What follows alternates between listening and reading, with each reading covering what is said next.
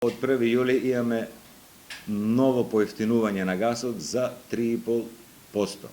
Што значи вкупно земено од минатата година до сега ова време гасот во Струмица газ е поевтинет за цели 30%, со што дефинитивно е најевтин енергенс од сите други енергенси. Минатата година ова време беше 45 денари.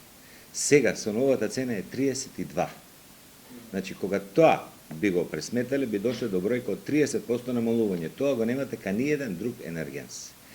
Сега, во овој дел, значи ние не сме како некои други компании кога кажуваат намаливме за тоа, но после ќе додадете ДДВ, по ова, по она. Значи ова е со цената на гасот, со маржата што ни одредува регулаторна на Македонија и со ДДВ.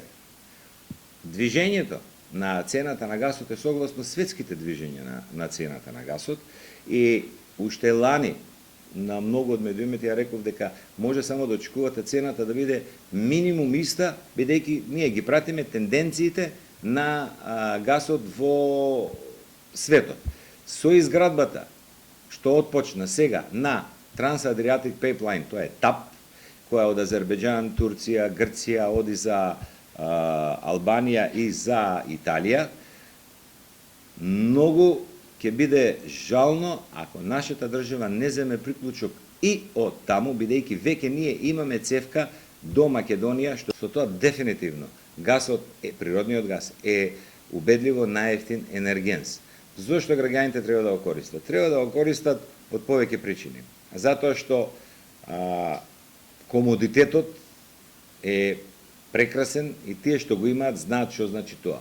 Значи, нити да планирате кога да цепате дрва, да качувате, да тресете, да чистите, само еден термостат кој што го програмирате еднаш во годината и тој секој ден се врши својата работа. Гасот се горува 98%, што значи мислиме и на генерациите што доаѓаат.